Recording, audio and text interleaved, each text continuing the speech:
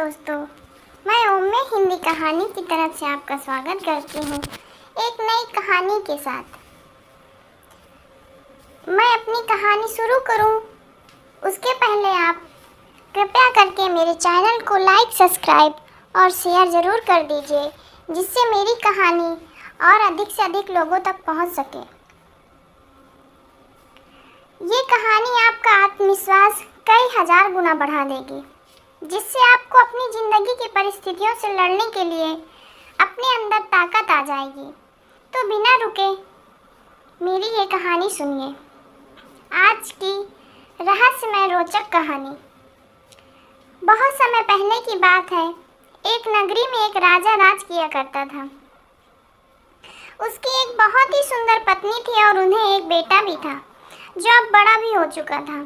राजा और रानी अपनी प्रजा को हमेशा खुश देखना चाहते थे और अपने प्रजा युवराज से भी यही उम्मीद करते थे। और इधर युवराज भी हर मुमकिन कोशिश किया करते थे वो अपने पिता के राजभार को संभाल ले। जिस तरह से उनके पिता राज करते हैं, उसी प्रकार वो भी अपनी प्रजा का ध्यान रखें, अपने राज का ध्यान रखिए। सब कुछ बहुत अच्छा चल रहा था। राजा और उनकी प्रजा सब बहुत खुश थे और खुशी खुशी अपना जीवन जी रहे थे। लेकिन तभी एक दिन अचानक पड़ोसी राज्य के राजा बहुत ही बूढ़ा हो चुका था। उनकी मृत्यु हो जाती है और उनका बेटा बहुत ही क्रूर और बेरहम किस्म का था। उसे जंग करना बहुत अच्छा लगता था। जब ये बात युवराज के पिता को पता चली तो राजा और रानी ने एक कमरे में अपने आप को बंद कर लिया और दोनों आपस में बात करने लगे। रानी बहुत चिंतित थी। वो राजा से कहने लगी, मुझे अपने बेटे की बहुत फिक्र हो रही है। मुझे उसकी चिंता सता रही है। पड़ोसी राज्य का राजा, जिसके हाथ में हमारी मैत्री थी, अब वो नहीं रहे और उनका बेटा अत्यधिक क्रूर है और बेरहम भी। वो हमारे राज्य पर कभी भी आक्रमण कर सकता है। इस पर राजा ने रानी को समझाते हुए कहा, नहीं नहीं, वो ऐसा नहीं कर सकता। उसके पिता और मैं बहुत अच्छे मित्र थे और हमारे राज्यों के बीच हमने प्रस्ताव भी रखा हुआ था, इसलिए वो हम पर आक्रमण नहीं करेगा। तभी रानी कहती है, हमारी मैत्री उनके साथ खत्म हो गई और उनका बेटा एक खूंखार दरिंदा है, जिसे लोगों को मारने में मजा आता है। बेरहमी से वो लोगों की हत्या कर देता है और बहुत ही क्रूर दुष्ट है। वो हमारे राज्य पर आक्रमण जरूर करेगा और अब आप भी बूढ़े हो चुके हैं। यदि उसने हमारे राज्य पर आक्रमण कर दिया तो भला हमें कौन बचाएगा? कैसे हम उसकी सेना का सामना करेंगे? अब उतनी प्रबल नहीं रही, ना ही हमारा बेटा उस लायक है अभी कि वो युद्ध कर सके। यदि उसने आक्रमण कर दिया तो हमारा राज्य तहस नहस हो जाएगा। हमारे राज्य में कुछ नहीं बचेगा, सब कुछ बर्बाद हो जाएगा। इतना कहकर रानी रोने लगी। इधर राजा जैसे ही रानी को चुप कराने का प्रयास करते हैं, तब तक सेनापति दौड़ता हुआ राजा के पास आता है और कहता है, राजन, पड़ोसी राज्य ने हम पर आक्रमण कर दिया। अब हमें उसका सामना करना ही पड़ेगा। इतना कहकर मंत्री वहां से चला गया। उसके बाद राजा और रानी दोनों ही जंग को लड़ने का निश्चय किया। फिर दोनों इस जंग में लड़ने के लिए निकल पड़े। वहीं पर दूसरी तरफ युवराज, जो इस राज्य का होने वाला राजा था, उसे कुछ सैनिकों के साथ अलग रखा गया ताकि उसे कोई हानि न पहुंचा सके और उसकी सुरक्षा भी हो सके। कुछ सैनिक भी युवराज के साथ थे। इधर दूसरी तरफ राजा और रानी उस जंग में अपना अपना भी पूरा योगदान दे रहे थे। उस जंग को जीतना चाहते थे। उन्होंने हर अथक प्रयास किया, लेकिन राजा और रानी अब बूढ़े हो चुके थे। अब उनमें वो क्षमता नहीं थी जो पहले थी कि वो इस युद्ध को जीत सके। लेकिन फिर भी उन्होंने हर कोशिश की, इस युद्ध को जीतने का प्रयास भी किया। युद्ध का बहुत दिनों 2 दिन तक चलता रहा, लेकिन राजा के इस बीच घायल हो जाते हैं और अब उनके अंदर लड़ने की शक्ति नहीं बची थी। लड़ते लड़ते राजा ने अपने प्राण त्याग दिए। उधर दूसरी तरफ और पड़ोसी राज्य का राजा, जो बहुत ही दुष्ट था, रानी को अपना बंदी बना लेता है और उसे कारावास भेज दिया। ये बात जब युवराज को पता चली, युवराज फूट फूट कर रोने लगे। उन्हें समझ नहीं आ रहा था कि वो क्या करें। अब उनके पिता रहे नहीं, माता को भी कारावास में डाल दिया गया। उधर दूसरी तरफ पड़ोसी राज्य का राजा बहुत दुष्ट क्रूर है, साथ ही अहंकार से भरा हुआ भी है। वो राज्य में आकर लोगों पर अत्याचार करना शुरू कर देता है, लोगों को बेवजह ही मौत के घाट उतार देता है। यहाँ तक कि उस राज्य की प्रजा भी सुरक्षित नहीं थी, लेकिन किसी तरह से युवराज के उन सैनिकों ने युवराज को उस राज्य से बाहर निकाल लिया। युवराज उसके कुछ वफादार सैनिक अब उस राज्य को छोड़कर भाग चुके थे। युवराज ने कई दिनों तक सफर तय करके पड़ोसी राज्य में शरण ली और उनसे आग्रह किया कि वो इस लड़ाई में उनका साथ दे ताकि उनका राज्य फिर से उनका हो सके। इसलिए उन्होंने पड़ोसी राज्य के राजा से उनकी सेना मांगी ताकि वो इस युद्ध को जीत सके। लेकिन तभी एक और बुरी खबर मिली और वो ये थी कि उस क्रूर राजा ने उनकी माता को फांसी पर लटका दिया। ये सुनकर युवराज पूरी तरह से टूट जाते थे। अब उनके मन में अपने राज्य को पाने की कोई भी इच्छा नहीं थी, वो बस रोते जा रहे थे। उस राज्य का नया राजा बहुत ही दुष्ट और बेरहम किस्म का है, किसी को भी बेवजह मार देता है, जिस कारण उस राज्य की आधी प्रजा राज्य को छोड़कर जा चुकी थी और जो आधी बची हुई थी उन सब ने उस बेरहम राजा का गुलाम बनना स्वीकार कर लिया। इधर युवराज पूरी तरह टूट चुके थे। उनके माता पिता अब इस दुनिया में नहीं रहे। जिस राज्य में उन्होंने शरण ली उस राज्य के राजा को भी बड़ा ही चतुर निकला। उसे डर था कि कहीं युवराज मेरी गद्दी न ले ले, इसलिए उसने युवराज के बारे में उस क्रूर राजा को बता दिया। जब ये बात युवराज को पता चली तो युवराज फिर से वहां भागना पड़ा। उन्होंने अपने सभी वफादार सैनिकों को वहां पर छोड़ दिया और वहां से अकेले ही निकल पड़े, बिना किसी को कुछ बताए। 2 साल तक वो यहाँ वहाँ भटकते रहे, लगातार भागते रहे। उन्होंने हर जगह मदद मांगी पर किसी ने उनकी मदद नहीं की, किसी ने उनका साथ नहीं दिया, जिस कारण वो बहुत परेशान हो गए, चिंतित रहने लगे। जब किसी ने उनकी सहायता नहीं की तो वो युवराज आम लोगों के बीच रहने लगे। छोटा मोटा जो भी काम उन्हें मिलता वो उसे करके अपना गुजारा किया करते, लेकिन वो कभी किसी से ये नहीं कहते कि उनका राज्य का राजा था। ऐसे ही कई दिन बीत गए, दिन के बाद महीने, महीने के बाद साल, करीबन 5 साल ऐसे ही बीतने के बाद युवराज ये तक भूल चुके थे कि वो किसी राज्य के युवराज थे। उन्होंने सारी आशाएं छोड़ दी। अब उन्हें किसी से कोई उम्मीद नहीं रह गई थी। अब युवराज को ये भी यकीन हो चुका था उनकी पुरानी जिंदगी से अब उनके लिए कुछ भी नहीं बचा। इसलिए उसने अपनी वो राज पाने की उम्मीद छोड़ दी और वो एक छोटे से किसान के पास छोटी सी नौकरी करने लगे। वो किसान की बकरियों का ध्यान रखते और वो उन बकरियों के पास ही सोया करते थे, उनका ख्याल रखते, उनको खिलाते पिलाते और उनकी हर एक ज़रूरतों को पूरा करते। लेकिन दूसरी तरफ वो किसी से कुछ भी नहीं कहते और ना ज़्यादा खाना खाते, एकदम शांत रहते, अकेले रहते। केवल एक ही चिंता सताई जा रही थी कि वो अपने राज्य को नहीं बचा सके। उन्होंने अपने राज्य के लोगों का निराश किया और उनके राज्य की प्रजा उन्हें कभी माफ़ नहीं करेगी। ये सब सोचकर वो हर दिन बेचैन होते और ज़्यादा चिंता करते रहते, परेशान रहते। ऐसे ही एक समय ऐसा आया कि उनसे सारे काम धंधे भी बंद कर दिए। वो सब कुछ छोड़ छाड़ कर केवल इस बात को लेकर सोचा करते, परेशान रहते। जब किसान को ये बात पता चली कि उनकी बकरियों का राजा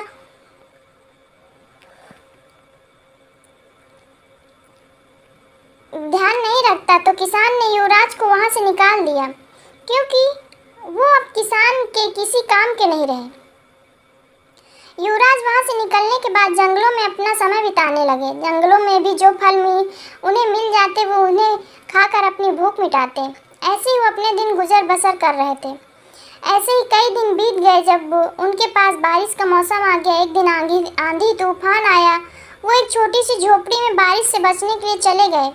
जब उस झोपड़ी में गए तो उन्होंने देखा वहाँ पर 3 सन्यासी बैठे थे जो साधन कर रहे थे, जो साधना में लीन थे। वो जाकर चुपचाप उनके सामने यूं ही बैठ गए। उन सन्यासियों ने अपनी आंखें खोली तो देखा कि एक युवक उनके सामने बैठा जो बारिश में भीग चुका है। वे तुरंत उठकर युवराज के शरीर पोंछने के लिए एक साफ वस्त्र देते हैं, सोने के लिए एक अच्छी जगह एक गद्दा भी दिया। रात्रि के समय उन्हें कुछ भोजन भी दिया। युवराज उन सन्यासियों को देखकर बहुत प्रसन्न हुए। वो सब भूल चुके थे।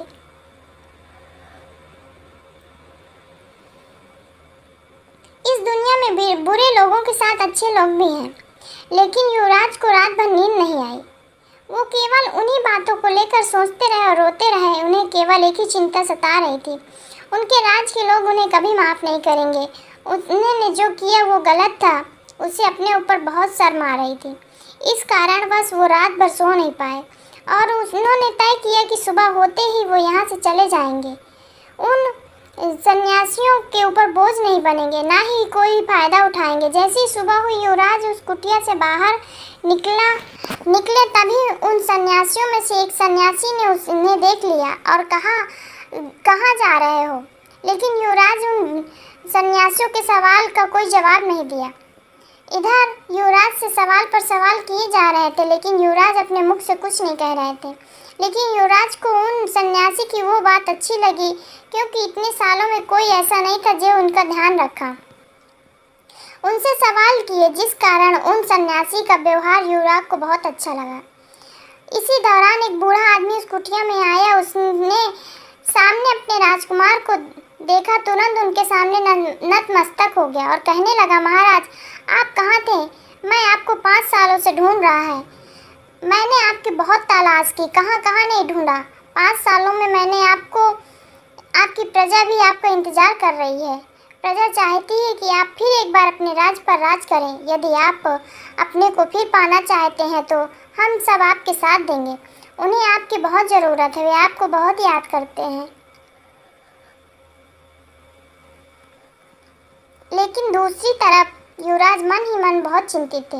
वो निराश हो चुके थे, अपने जीवन से अपनी उम्मीदों को खो दिए थे। वो इतनी बड़ी जिम्मेदारी नहीं ले पाएंगे।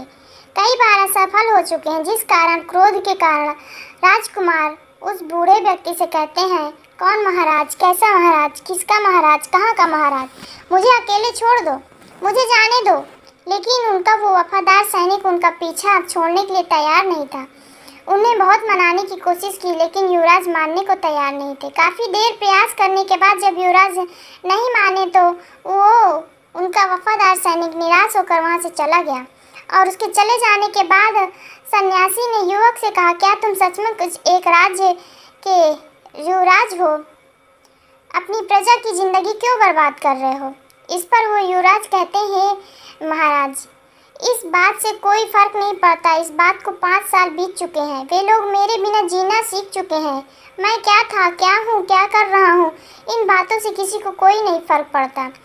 यदि मैं वापस चला भी गया तो उसमें से उनसे भी कोई फर्क नहीं पड़ेगा। युवराज की ये बातें सुनकर सन्यासी युवराज से कहते हैं, यदि तुम नहीं जानना चाहते हो, लेकिन तुम मेरे साथ चल सकते हो। और मेरे ये दोनों भाई अपने मठ में पर जा रहे हैं, जो उस पहाड़ी पर है। मेरे साथ चलो, तुम्हें अच्छा लगेगा, तुम अच्छा महसूस करोगे। युवराज कहते हैं, महाराज मैं जिसके पास भी गया हूँ उसने मुझे धोखा दिया है। उसने हमेशा मेरा फ़ायदा उठाया, लेकिन मेरा साथ नहीं दिया। मेरे माता पिता की हत्या करने वाला क्रूर राजा अब मुझे तलाश कर रहा। यदि मैं आपके साथ रहा तो आपको भी नहीं छोड़ेगा। मैं आपकी जान को जोखिम में नहीं डालना चाहता। आपने मेरा इतना ख्याल रखा, इसके लिए आपको बहुत बहुत धन्यवाद। इस पर वो सन्यासी युवराज से कहते हैं, तुम्हें कैसे पता कि हर बार तुम्हारे साथ जो हुआ इस बार भी तुम्हारे साथ वही होगा? यदि तुम प्रयास नहीं करोगे तो फिर तुम्हें कैसे पता चलेगा कि क्या सही क्या गलत है? जानता तुम्हें अपने पिछले जीवन में बहुत कुछ सहा, लेकिन इसका ये अर्थ नहीं कि आगे के जीवन में भी वैसा ही होगा जो पिछले के जीवन में हुआ है। तुम्हें वहाँ बहुत अच्छा लगेगा और तुम्हारे मन को शांति भी मिलेगी। उन सन्यासी के बार बार कहने के बाद भी युवराज नहीं मान रहे थे और उन्होंने जाने से भी मना कर दिया। उन्होंने तय किया कि इस कुटिया में रहेंगे, लेकिन उन तीनों सन्यासियों के साथ उन पहाड़ी की ओर नहीं जाएंगे। उनके जाने के कुछ दिन बाद ही उस कुटिया का मालिक आया। उसने युवराज को बताया कि उसने ये कुटिया कुछ साधुओं को किराए पर दी थी, लेकिन जितने समय के लिए उन बहुत साधुओं ने इस कुटिया को किराए पर लिया था वो उससे पहले ही यहाँ से निकल पड़े, जिस कारण युवराज को वहाँ कुछ दिन रहने का मौका मिल सका। लेकिन अब युवराज को ये घर खाली करना पड़ेगा और रात का समय था, इसलिए युवराज ने गांव के बाहर ही अपने रहने का इंतजाम किया। ठीक उसी समय युवराज का वो वफादार सैनिक फिर उनसे मिलने आया और उनसे कहने लगा, महाराज मुझे माफ़ कर दीजिए, लेकिन मैं आपके साथ ही रहूँगा और इसके अलावा मेरे पास कोई विकल्प नहीं। सब जानते हैं कि मैं आपका वफादार हूँ और इसी वजह से मेरी भी जान जोखिम में है, संकट में है। युवराज ने जब ये बात सुनी तो वो नहीं चाहता था कि उसके वफादार सैनिकों को खतरा हो, इसलिए वो अपने वफादार सैनिक को लेकर उन सन्यासियों के मठ की ओर चल पड़े। वहाँ पहुँचते ही उन सन्यासी से मिलकर जिससे वो कुटिया मिला था, उन्हें देखकर बहुत खुश हो गए। उन सन्यासी ने को ये पहले से भी पता था कि युवराज वहाँ पर अवश्य आएंगे। तभी वो युवराज से कहते हैं, आज मैं बहुत खुश हूँ क्योंकि तुमने अपनी राह की ढूंढ ही ली। युवराज के आदर सत्कार किया और उन्हें अपने मठ में जगह दी, लेकिन दूसरी तरफ युवराज शांत था। वो कुछ नहीं कहना चाहते थे, वो तो केवल अपने उस वफादार सैनिक की जान बचाना चाहते थे, जिस कारण वो उस मठ में गया था। अगले दिन वो सन्यासी युवराज के पास पहुंचते हैं और उससे कहते हैं, तुम एक राजा हो तो तुम क्यों अपनी और अपने प्रजा की ज़िंदगी इस तरह बर्बाद कर रहे हो? तुम चाहो तो एक बार फिर अपने सारा राज्य प्राप्त कर सकते हो, अपनी प्रजा का ख्याल रख सकते हो। लेकिन इस बार युवराज ने कुछ भी जवाब नहीं दिया, उन्होंने बस अपना सर झुका लिया। और तभी सन्यासी युवराज से कहते हैं, तुम्हें ऐसा क्यों लगता है कि यदि तुमने फिर से कोशिश की तो तुम यहाँ नाकामयाब रहोगे? यदि तुम कोशिश ही नहीं करोगे तो तुम कैसे जान पाओगे कि सही या गलत क्या है? उन सन्यासी की सारी बातें सुनकर युवराज को क्रोध आ गया और उन्होंने कहा, आखिर आप मुझसे क्या चाहते हैं? मैं क्या करूं? अपनी प्रजा का दिल दुखाऊं, उनके विश्वास को तोड़ूं? अब उनके दिल में मेरे लिए कोई जगह नहीं है और ना ही वो अपने साम्राज्य को वापस चाहता हूं। यदि आप चाहते हैं तो मैं यहाँ से भी चला जाता हूँ। इतना कहकर जैसे ही युवराज वापस जाने के लिए निकलने लगे, तभी सन्यासी ने कहा, क्या करना है ये तो तुम्हें ही पता होगा, ये तो तुम्हें ही समझना है, ये मैं तुम्हें नहीं बता सकता हूँ क्योंकि तुम अपनी राह खुद ढूंढनी होगी। तो मैं तो केवल तुम्हें मार्ग दिखाना चाहता हूँ, उस पर चलना ना चलना तुम्हारी इच्छा है। और इतना समझाकर वो सन्यासी वहाँ से चले गए। युवराज के कानों में उन सन्यासी की ये बातें गूंजने लगी। अगले दिन सुबह उठकर हर किसी को कुछ न कुछ काम दिया जाता है। राजकुमार के वफादार सैनिक को भी कुछ ऐसा काम दिया गया जिसे वो पूरे करने के लिए करना था। हर कोई काम में लगा हुआ था, लेकिन राजकुमार अब भी चिंतित थे। वो एकांत में बैठे हुए, तभी एक सन्यासी आए और उन्होंने उनके हाथ में एक पुस्तक थमा दी। वो पुस्तक देखकर राजकुमार को कुछ समझ नहीं आ रहा था, आखिर वो इस पुस्तक का क्या करें? ये पुस्तक उन्हें क्यों दी गई? हालांकि वो पहले एक युवराज थे और उन्होंने कई सारी भाषाएं भी सीखी, लेकिन जिस भाषा में ये किताब थी उन्हें इस बारे में तनिक भी ज्ञान नहीं था। उन्हें इस किताब का एक शब्द भी समझ नहीं आ रहा था। काफ़ी देर देखने के बाद जब वो परेशान हो गए, वो उस पुस्तक को लेकर सन्यासी के पास पहुँचे और कहने लगे, ये पुस्तक मुझे क्यों दी गई है? इस पुस्तक में मुझे कुछ नहीं समझ आ रहा, मैं इसको कैसे पढूं? क्या करूं इसका? तब सन्यासी समझाते हैं, तुम एक युवराज हो और तुमने भाषाएं तो पढ़ी होंगी, तुम्हें इस पुस्तक को पढ़ना होगा, इसे समझना होगा। वैसे भी यहाँ पर हर कोई कुछ न कुछ काम करता है। ऐसे में तुम यदि शांत बैठोगे, एकांत में बैठोगे तो कैसे काम होगा? तुम्हारा आज का काम यही है। इतना कहकर वो सन्यासी वहाँ से चले गए। ये देखकर युवक को लगा कि मानो वो उनसे नाराज हो गए, इसलिए उन्होंने अपने को पूरा करना ठीक समझा। उन्होंने उस पुस्तक को उठाया और उनके एक एक शब्द को समझने का प्रयास किया। उन्हें जोड़ते हुए उन्होंने उस पुस्तक को पूरा पढ़ा, लेकिन इसमें काफ़ी समय व्यतीत हो चुका था। जिस कारण युवराज को लग रहा था कि यदि मैं अब सन्यासी के पास जाऊंगा तो वो मुझसे नाराज होंगे और क्रोध भी करेंगे, लेकिन फिर भी उन्होंने किसी तरह हिम्मत जुटाई और सन्यासी के पास पहुंचे।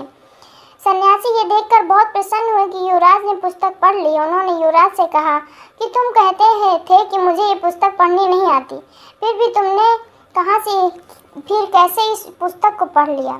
इस पर युवराज कहते हैं कि मैं एक युवराज हूँ और मुझे पहले से ही कई भाषाएं सिखाई गई हैं। मैं उन्हीं का इस्तेमाल किया। धीरे धीरे एक एक शब्द को समझना शुरू किया और उन्हें मिलाकर मैंने उनके शब्द को समझा, उसे पढ़ा और उसके अर्थ को समझ पाया। इस पर वो सन्यासी खुशी खुशी युवराज से कहते हैं, तुमने बहुत अच्छा किया। यही काम हर किसी को करना चाहिए। जब तुम्हारे सामने एक बड़ा लक्ष्य हो, उस लक्ष्य को छोटे छोटे भागों में विभाजित कर दो और फिर अपने छोटे छोटे कदम आगे बढ़ाओ। इसी तरह तुम अपने लक्ष्य तक जरूर पहुंच जाओगे। ये तुम्हें पता भी नहीं चलेगा। ठीक इसी प्रकार यदि तुम चाहो तो अपने राज्य को वापस पा सकते हो। इस पर वही युवराज एक बार फिर से क्रोधित हो उठे और उन्होंने उन सन्यासी से कहा, महाराज, आपको मेरे राज से क्या लेना देना? मैं एक युवराज हूँ या नहीं, इस बात से आपको कोई फर्क नहीं पड़ना चाहिए। मैं ये वो समय भूल चुका हूँ और अब मैं दोबारा उस राज्य को राजा नहीं बनना चाहता। मैं अपनी प्रजा को दुख पहुँचाया है, उन्हें तकलीफ दी। ऐसे समय पर मैं उन्हें छोड़कर भाग गया। मेरी प्रजा मुझे बहुत स्नेह करती है, चाहती है। उनके मन में मेरे लिए केवल क्रोध है। इस समय वो सन्यासी युवराज से कहते हैं, यदि तुम अपने हुनर को यूं ही बर्बाद करते रहोगे तो अवश्य ही एक दिन तुम सचमुच में अपने राज से हाथ धो बैठोगे और तुम्हें अपनी प्रजा का कभी भी स्नेह नहीं मिलेगा। वो भला ऐसे राजा को क्या चाहेगी जो उनकी फिक्र ही नहीं करता, जो उनका ध्यान नहीं रखता, जो उनका ख्याल नहीं रखता। आज तुम्हारी प्रजा इस उम्मीद में है तो कि तुम लौटोगे, अपने राज्य को उस क्रूर दुष्ट राजा से आज़ाद कराओगे। मेरा काम है केवल तुम्हें रास्ता दिखाना, चलना न चलना तुम्हारी मर्जी, ताकि तुम अपना काम कर सको। काफ़ी देर बाद युवराज ने उन सन्यासी से कहा, महाराज, लेकिन मैं बार बार असफल रहा। इस बार कुछ अलग कैसे हो सकता है? मैं हार कर थक चुका हूँ, परेशान हो चुका हूँ। मैंने कई तरीके अपनाए अपने राज्य को वापस पाने के लिए, लेकिन किसी ने मेरी कोई सहायता नहीं की, ना किसी ने मेरा साथ दिया। किसी को लगा मैं यहाँ पर कोई षड्यंत्र रचने आया हूँ, जिस कारण मैंने जिस राज से मदद मांगी, गुहार लगाई, किसी ने भी उस क्रूर राजा के खिलाफ मेरा साथ नहीं दिया और उस वजह से मुझे हर जगह से भागना पड़ा। आखिरकार मुझे ये समझ नहीं आ रहा था कि मैं क्या करूं, कहाँ जाऊं, किससे मदद मांगूं, आखिर क्या करूं, अपने राज्य को कैसे वापस पाऊं। उसके बाद मैंने ये सारी उम्मीदें छोड़ दी, अपने प्रजा की उस उम्मीद को हमेशा के लिए दफन कर दिया। युवराज की ये सारी बातें सुनकर सन्यासी कहने लगे, तुम्हें ये यकीन नहीं है कि तुम बदल सकते हो? यदि नहीं है तो यही तुम्हारा सबसे बड़ा पाप है। तुम्हारे साथ अतीत में जो कुछ भी हुआ वो सिर्फ उसी के बारे में सोचते रहोगे तो तुम आगे कैसे बढ़ोगे? हारे हुए इंसान हो, तुम्हें लगता है कि तुम्हारे साथ वही होगा जो आज तक होता हुआ आया है, जो तुमने आज तक अनुभव किया है, लेकिन ऐसा नहीं है। तुम चाहो तो तुम आज भी अपने उस राज्य को पा सकते हो, अपने प्रजा को भी फिर से खुशहाल बना सकते हो, उनकी उम्मीद को जगा सकते हो, लेकिन इसके लिए तुम्हें अपने आप के अंदर परिवर्तन लाना होगा। तुम्हें अपनी जिम्मेदारी उठानी होगी, तुम्हें अपने वफादार की अपनी प्रजा की जिम्मेदारी कर लेनी होगी। इतना कहकर वो वहाँ से चले जाते हैं। उन सन्यासी की बात सुनकर युवराज के कानों में गूंजती रहती है। युवराज उन सन्यासी के आखिरी शब्दों के बारे में बहुत सोचते हैं और अगले दिन वो वापस उन सन्यासी के पास पहुँचे और उनसे कहने लगे, महाराज, क्या आपको सच में लगता है कि मैं अपने राज को वापस पा सकता हूँ? क्या मेरे लोग मेरे साथ खड़े रहेंगे? यही सारी बातें वो उपस्थित युवराज का वफादार सैनिक सुन रहा था। वो तुरंत ही आकर युवराज से कहने लगा, हाँ महाराज, वो अवश्य हमारा साथ देंगे, क्योंकि आप ही उस राज्य के असली राजा हैं और वो आपकी पहचान आपसे छीन नहीं सकते। इस पर वो युवराज कहते हैं, तुम सही कहते हो, लेकिन मुझे ये समझ नहीं आ रहा मैं कहाँ से शुरू करूँ। तभी सन्यासी कहते हैं, लगता है तुम ये भूल चुके हो कि अपने लक्ष्य को छोटे छोटे भागों में विभाजित करना है और उसके बाद उन छोटे छोटे लक्ष्यों को आगे बढ़ना है। उन सन्यासी की ये बात सुनकर युवराज अच्छी तरह समझ चुके थे। युवराज उनके वफादार ने कुछ पैसे इकट्ठा किए और अपने लिए वफादार सैनिकों को खरीदा। ऐसे ही वो छोटे छोटे गांव जाकर अपने लिए सैनिकों को इकट्ठा करने लगे और अपनी सेना को तैयार करने लगे। और जब ये बात लोगों तक पहुंचा चली तो लोग युवराज के साथ जुड़ने लगे, उनकी सेना में भर्ती होने लगे। आखिरकार युवराज ने अपने राज्य पर आक्रमण किया और उस राज्य को बड़ी ही सरलता के साथ हरा दिया। और जब वो अपनी राजगद्दी पर बैठे तो उनकी आंखों में आंसू थे और उनके बगल में वही वफादार सैनिक था जो वो भी रो रहा था और अपने युवराज से कहता है, हे महाराज, यदि ये वही दिन है जिसके लिए मैंने 6 सालों से सपना देखा था, लेकिन मेरा आपसे एक प्रश्न है। मैं ये जानना चाहता हूँ कि आपका मन कैसे बदला। मैंने तो आपको मनाने की हर मुमकिन कोशिश की थी, लेकिन आप मान ही नहीं रहे थे। इस पर युवराज कहते हैं, मुझे तुम्हारे विश्वास पर विश्वास था। तुम हमेशा मुझ पर विश्वास करते थे, लेकिन मैं ही अपने आप पर विश्वास नहीं कर पाता था। लेकिन उन सन्यासी ने मुझे बहुत समझाया, मुझे अपने कर्तव्य को पूरा करना चाहिए और अपने कर्तव्य से भागना नहीं चाहिए। तब मुझे ये बात समझ आई कि मुझे अपना राज्य आक्रमण करके वापस ले लेना चाहिए। मेरे अतीत में जो हुआ वही मेरे साथ हमेशा होगा, ये हमेशा हार का सामना करूँगा। लेकिन उन सन्यासी की सारी बातें मेरे मन में एक साफ आईने की तरह दिखाई दे गई, जिससे मैं ये साफ साफ देख पा रहा था कि यदि मैं अपने हुनर को, अपने राज्य, अपनी प्रजा को किसी और के भरोसे छोड़ दूं तो ये गलत होगा, ये उनके साथ नाइंसाफ़ी होगी। इसलिए मैंने उन सन्यासी की बात मानी और अपने बड़े से लक्ष्य को छोटे छोटे लक्ष्यों में विभाजित कर दिया और फिर उन लक्ष्यों की ओर बढ़ने लगा। और धीरे धीरे हम एक करके अपने एक लक्ष्य सफल हो गए और मेरा आत्मविश्वास भी लगातार बढ़ता जा रहा था। और उसी आत्मविश्वास के कारण आज मैं अपने राज्य को वापस पा सका हूँ।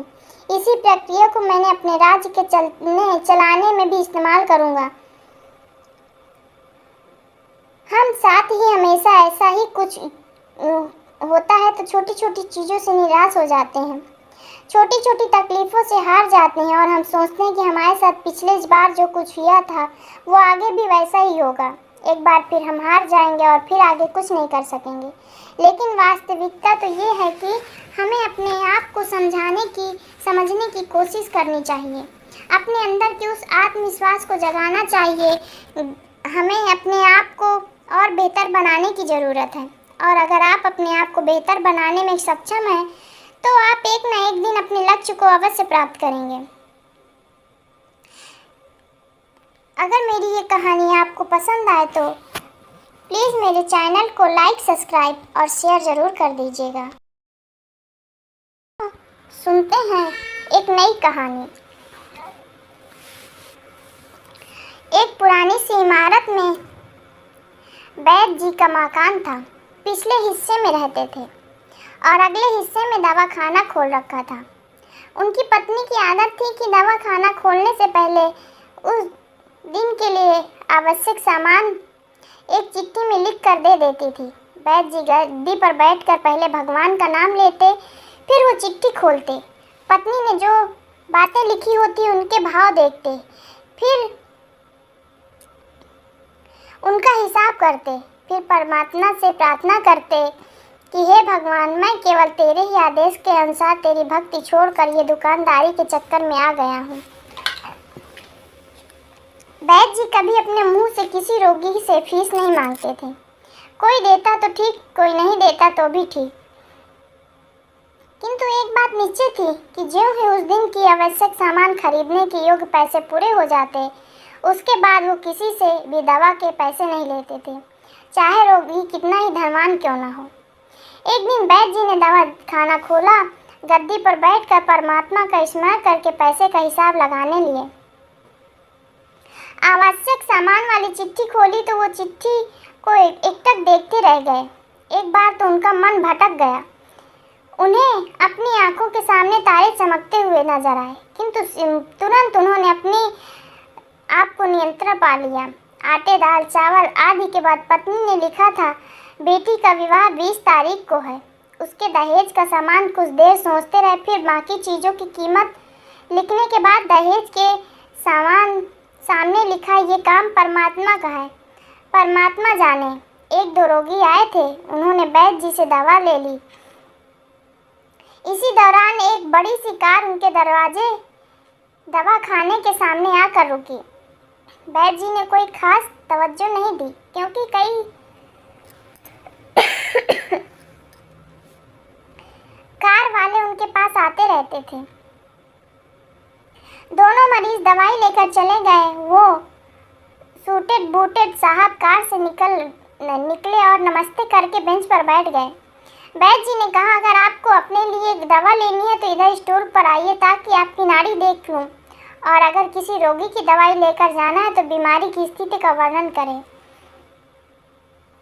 वो साहब कहने लगे, वैद्य जी, आपने मुझे पहचाना नहीं। मेरा नाम कृष्णनारायण है, लेकिन आप मुझे पहचान भी कैसे सकते हैं, क्योंकि मैं 15-16 साल बाद आपके दरवाजे पर आया हूँ। आपको पिछले मुलाकात का हाल सुनाता हूँ, फिर आपको सारी बात याद आ जाएंगी। जब मैं पहली बार यहाँ आया था तो मैं खुद ही नहीं आया था, अपितु परमेश्वर ने मुझे यहाँ आपके पास ले आए थे, क्योंकि ईश्वर की कृपा ने मुझ पर बहुत थी और वो मेरा घर आबाद करना चाहते थे। हुआ इस तरह कि मैं कार से अपने पैतृक घर जा रहा था। बिल्कुल आपके दरवाजे के सामने हमारी कार पंचर हो गई थी। ड्राइवर कार का पहिया उतार कर पंचर लगवाने चला गया। आपने देखा कि गर्मी से मैं कार के पास खड़ा था, तो आप मेरे पास आए और अपने दरवाजे की ओर इशारा किया और कहा, इधर आकर कुर्सी पर बैठ जाएं। अंधा क्या चाहे, दो आंखें और कुर्सी पर आकर बैठ गया। ड्राइवर ने कुछ देर ज़्यादा ही लगा दी थी। एक छोटी सी बच्ची भी यहाँ आपकी मेज़ पर खड़ी थी और बार बार कह रही थी, चलो ना बाबा, मुझे भूख लगी है। आप मुझसे कह रहे थे, बेटी थोड़ी देर धीरज रखो, चलते हैं। मैं ये सोचा कि इतनी देर से आपके पास बैठा था और मेरे ही कारण आप खाना नहीं खा पा रहे थे। मुझे कोई दवाई खरीद लेनी चाहिए, ताकि आप मेरे बैठने का भार महसूस न करें। लेकिन मैंने कहा, वैद्य जी, मैं पिछले 5-6 साल से इंग्लैंड में रह रहा था, कारोबार कर रहा हूँ। इंग्लैंड जाने से पहले मेरी शादी हो गई थी, लेकिन अब तक बच्चे का सुख से वंचित हूँ। यहाँ भी इलाज कराया और इंग्लैंड में भी काफ़ी इलाज कराया, पर हमेशा निराशा के सिवा कुछ नहीं मिला। आपने कहा था, मेरे भाई, भगवान से निराश न हो। याद रखो कि उनके कोष में किसी चीज़ की कोई कमी नहीं है। आस, धन, इज्जत, सुख, जीवन, मृत्यु सब कुछ उन्हीं के हाथ में है। ये किसी वैद्य या डॉक्टर के हाथ में नहीं होता है, ना किसी की दवा में होती है। जो कुछ होना है वो भगवान के आदेश से होता है। औलाद देनी है तो उसी को देनी है। मुझे याद है, आप बातें करते जा रहे थे और साथ साथ पुड़िया भी बनाते जा रहे थे। सभी दवा आपने 2 भागों में विभाजित कर दिया, 2 अलग अलग लिफाफों में डाल दी थी और मुझसे पूछा। आपने एक लिफाफा पर मेरा और दूसरी लिफाफा में मेरी पत्नी का नाम लिखकर दवा उपयोग करने का तरीका बताया था। मैंने तब बेदिल से वो दवाई ले गई थी, लेकिन मैं सिर्फ कुछ पैसे आपको देना चाहता था। लेकिन जब दवा लेने के बाद मैंने पैसे पूछा तो आपने कहा था, बस ठीक है। मैंने जोर डाला तो आपने कहा कि आज का खाता बंद हो गया है। मैंने कहा, मुझे आपकी बात समझ नहीं आई। इसी दौरान वहाँ एक और आदमी आया। उसने हमारी चर्चा सुनकर मुझे बताया कि खाता बंद होने का मतलब आज के घरेलू खर्च के लिए जितनी राशि वैद्य जी को चाहिए थी, भगवान से मांगी थी, वो ईश्वर ने उन्हें दे दी है। अधिक पैसे में नहीं लेते। मैं कुछ हैरान हुआ और कुछ दिन में लज्जित भी। मेरे विचार कितने निम्न थे और ये सरल चित्त वैद्य कितने महान है। मैंने जब घर जाकर पत्नी को औषधि खिलाई और सारी बात बताई तो उसके मुंह से निकला कि वो इंसान नहीं, देवता है और उनकी दी हुई दवाई है हमारे मन की मुराद पूरी करने का कारण बनेगी। आज मेरे घर में 2 फूल खिले हुए हैं। हम दोनों पति पत्नी हर समय आपके लिए प्रार्थना करते रहते हैं। इतने साल तक कारोबार से फुर्सत नहीं दी कि स्वयं आकर आपका धन्यवाद करूं। 2 शब्द भी कह जाता। इतने वर्षों बाद भारत आया और कार केवल यहीं रोकी। बैद जी, हमारा सारे परिवार इंग्लैंड में सेटल है। केवल मेरी एक विधवा बहन अपनी बेटी के साथ भारत में रहती है। हमारी भांजी की शादी इस महीने की 21 तारीख को होनी है। ना जाने क्यों जब मैं अपनी भांजी को भात देने के लिए कोई सामान खरीदता था तो मेरे आंखों के सामने आपकी वो छोटी सी बेटी भी नजर आ जाती थी और हर सामान मैं दोहरा खरीद लेता। मैं आपके विचार को जानता था कि संभवतः आप वो सामान ना लें, किंतु मुझे लगता था कि मेरी अपनी सगी भांजी के साथ जो चेहरा मुझे बार बार दिखाई दे रहा था वो भी मेरी भांजी है। मुझे लगता है ईश्वर ने भांजी के विवाह में भी मुझे भात भरने की जिम्मेदारी दी है। वैद्य जी की आंखों में आश्चर्य खुली की खुली रह गई। बहुत धीमी आवाज में बोले, कृष्णलाल जी, आप जो कुछ कह रहे हैं मुझे समझ नहीं आ रहा। ईश्वर की ये क्या माया है? आप मेरी श्रीमती के हाथ लिखी हुई चिट्ठी देखिए। और वैद्य जी ने चिट्ठी खोलकर कृष्णलाल जी को पकड़ा दी। वहां उपस्थित सभी लोग ये देखकर हैरान रह गए। दहेज का सामान के सामने लिखा हुआ था, ये काम परमात्मा का है, परमात्मा जाने। कांपती सी आवाज में वैद्य जी बोले, कृष्णलाल जी, विश्वास कीजिए कि आज तक कभी ऐसा नहीं हुआ कि पत्नी ने चिट्ठी में आवश्यकता लिखी हो और भगवान ने उसी दिन उसकी व्यवस्था कर दी हो। आपकी बातें सुनकर तो लगता है कि भगवान को पता होता है कि किस दिन मेरी श्रीमती क्या लिखने वाली है, अन्यथा आपसे इतने दिन पहले ही सामान खरीदना आरंभ न करवा देता। परमात्मा ने, वाह भगवान, तू महान है, तू दयावान है। मैं हैरान हूँ कि वो कैसे अपने रंग दिखाता है। वैद्य जी ने आगे कहा, संभाला है, एक ही पाठ पढ़ा है कि सुबह परमात्मा का आभार करो, शाम को अच्छा दिन गुजरने का आभार करो, खाते समय उनका आभार करो, सोते समय उनका आभार करो। दोस्तों, मेरी ये कहानी आपको पसंद आए तो मेरे चैनल को लाइक, सब्सक्राइब और शेयर ज़रूर कर दीजिएगा। इसके आगे हम सुनेंगे एक छोटी सी और कहानी।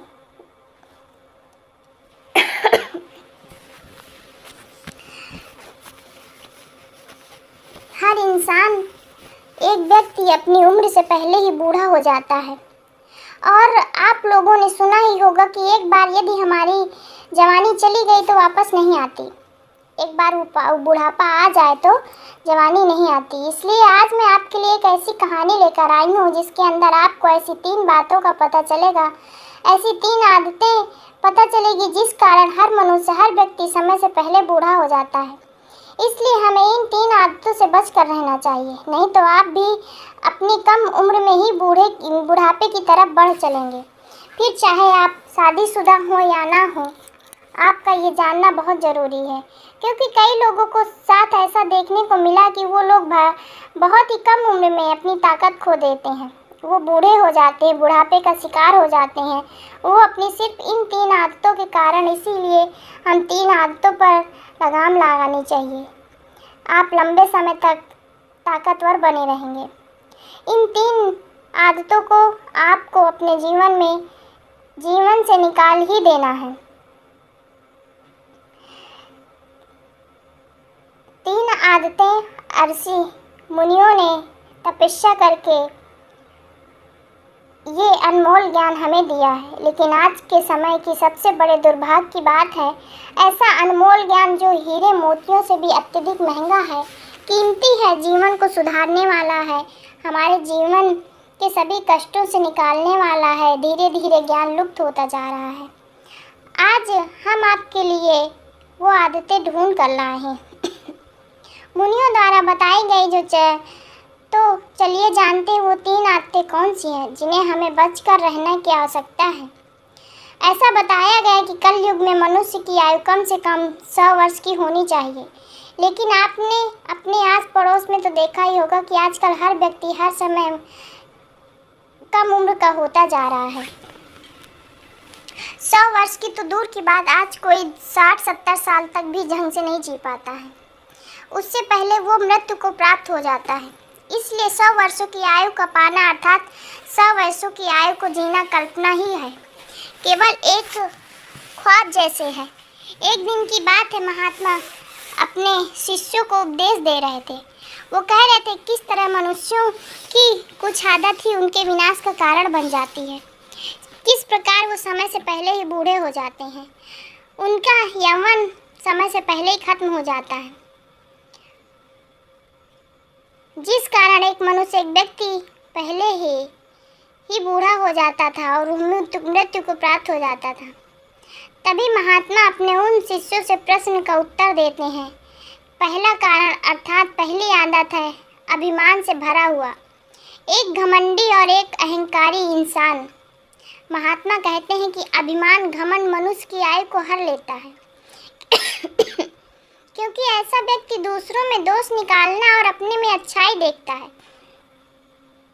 ऐसा व्यक्ति दूसरों में केवल कमी ही निकालता रहता है और अपने अच्छे गुणों को देखता है, अपने गुणों का बखान ही करता रहता है। ऐसे में व्यक्ति का घमंड होने का शिकार हो जाता है। उसके अंदर अहंकार कूट कूट कर भरा हुआ होता है। ऐसा व्यक्ति अपने आप को बलवान, बुद्धिमान समझने लगता है। वो अपने आप को त्यागी मानने लगता है। उसे ऐसा लगता है कि उससे बेहतर और कोई नहीं है।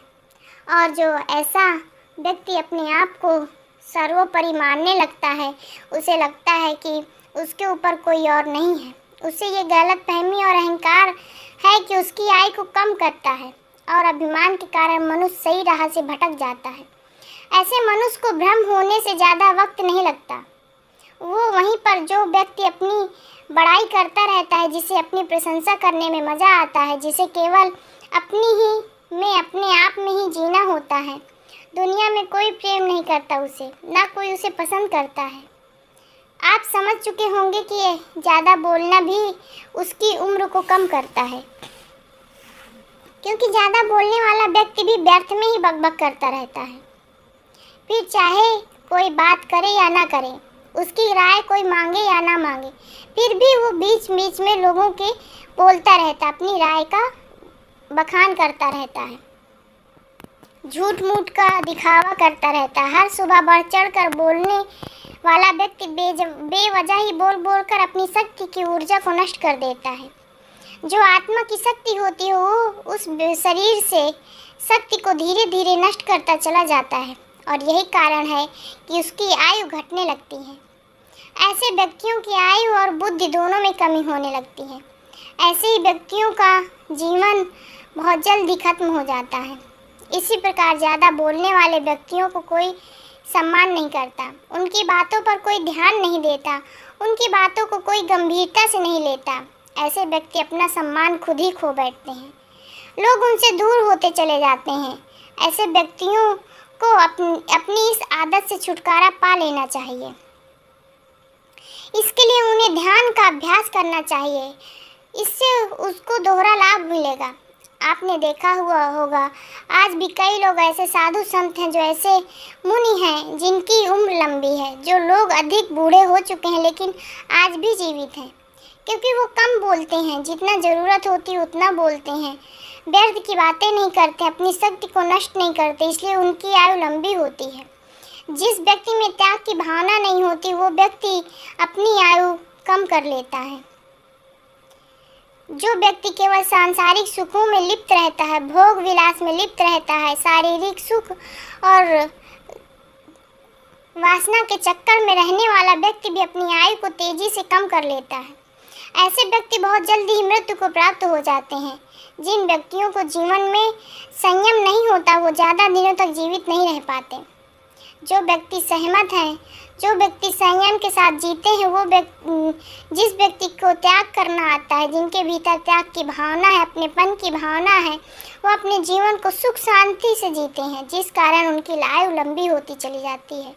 हर मनुष्य को अपने जीवन में एक बात अवश्य ध्यान रखनी चाहिए, वो इस संसार में किसी से कुछ लेने नहीं बल्कि कुछ देने आया है।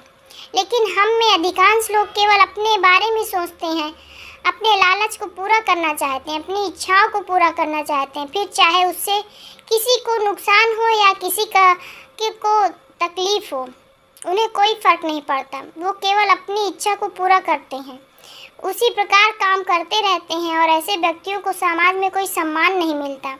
वहीं पर जो व्यक्ति त्याग की भावना रखते हुए दूसरों के लिए सोचते हैं, दूसरों के लिए काम करते हैं, ऐसे व्यक्ति को समाज बहुत ही सम्मान मिलता है।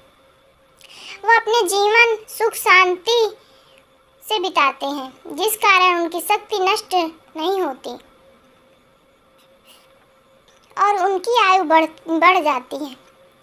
और साथ ही साथ ऐसे व्यक्ति को कोई ज़रूरत पड़ती है तो समाज उसका साथ भी देता है, पूरी तरह तैयार रहता है। आगे महात्मा कहते हैं क्रोध करना। क्रोध एक व्यक्ति का, एक मनुष्य का सबसे बड़ा दुश्मन होता है। क्रोध आपसे कब और क्या करवा दे आपको भी नहीं पता होता। क्रोध में आप ऐसी गलतियां कर बैठते हैं जिसका आपको जीवन भर पछतावा होता है और जिसका दुख आपको जीवन भर भोगना पड़ता है। इसलिए जब भी आपको क्रोध आए तो आपको अपने ऊपर ध्यान देना चाहिए, अपने ऊपर नियंत्रण रखना चाहिए कि आपसे कोई बड़ी गलती ना हो जाए, कहीं कोई बड़ी भूल ना हो जाए, आप किसी को कुछ ऐसे अपशब्द ना कहें जिससे आपको अपने जीवन भर पछताना पड़े। आप में से कई ऐसे लोग हैं ये प्रश्न उठा रहे होंगे कि क्रोध आते वक्त आप अपने काबू में नहीं रह पाते और ऐसा समय पर हम अपने आप पर काबू कैसे कर सकते हैं। इसका एक ही सीधा साधा सरल जवाब है, ध्यान। यदि प्रतिदिन ध्यान करते हैं आप अपने मन पर, अपने मस्तिष्क पर अपना पूरा नियंत्रण पा सकते हैं। इसके लिए आपको अभ्यास की आवश्यकता है, इसके लिए आपको निरंतर अभ्यास करते रहना चाहिए। तभी आप क्रोध आते वक्त अपने आप को देख पाएंगे, समझ पाएंगे, आप अपने आप पर नियंत्रण पा पाएंगे कि आप क्या करने जा रहे हैं। कहीं आपके क्रोध से किसी का अनिष्ट तो नहीं हो रहा है।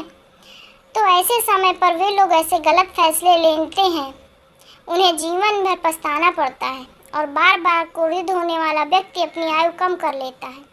और ऐसे व्यक्ति जो बात बात पर क्रोध करते हैं वो दिन भर अपना नुकसान करते रहते हैं, साथ ही उनकी आयु भी कम होती चली जाती है। और ऐसे व्यक्ति न केवल अपना नुकसान करते हैं बल्कि अपने आस पड़ोस, अपने परिवार वालों, मित्रों का भी नुकसान करते रहते हैं। महात्मा कहते हैं जो व्यक्ति क्रोध पर काबू पा सकता है, उसने खुद पर पूरी तरह नियंत्रण पा लिया है, वही असली योगी है, वही सुखों का अधिकारी है। और तो और क्रोध को नरक का द्वार भी बताया गया है। कोई भी व्यक्ति या कोई भी मनुष्य चाहे कितना भी अच्छा कर्म क्यों न कर ले, चाहे वो कितना भी पुण्य काम क्यों न कर ले, यदि वो बात बात पर क्रोध करता है तो उसके पूरे जीवन को नष्ट कर देता है, अपने साथ ही अपने घर वालों के जीवन को पूरी तरह बर्बाद कर देता है और ऐसे जीवन नरक से बदतर हो जाता है। एक स्वार्थी व्यक्ति समाज में कलंकित होता है और स्वार्थी सभी अनार्थों का मूल है। एक स्वार्थी मनुष्य, एक लालची मनुष्य अपने स्वार्थ को सिद्ध करने के लिए, अपने काम को पूरा करने के लिए किसी भी हद तक गिर सकता है और ऐसे स्वार्थी व्यक्ति में किसी भी प्रकार की लाज शर्म नहीं होती। उन्हें इस बात से फर्क नहीं पड़ता कि दुनिया में क्या कहेगी, उन्हें इस बात से फर्क नहीं पड़ता यदि उनका काम न पूरा हुआ तो वो क्या करेगा। और यही स्वार्थ है कि आज चारों तरफ केवल पाप फैला हुआ है, क्योंकि हर व्यक्ति स्वार्थी बनकर जी रहा है, हर व्यक्ति केवल अपना स्वार्थ देख रहा है। इसलिए चारों तरफ अशांति, दुख और पीड़ा है, तकलीफें हैं। सोने के लिए लोगों के पास अच्छा घर, आरामदायक बिस्तर, लेकिन फिर भी उनके चैन की नींद नहीं आती। एक बात हमेशा ध्यान रखिए, दूसरों से जलने वाला, दूसरों से ईर्ष्या करने वाला, दूसरों की तरक्की को देखकर दुखी होने वाला भीतर ही भीतर अपनी आत्मा की इस शक्ति को नष्ट कर देता है, जिस कारण उसकी आयु कम होने लगती है।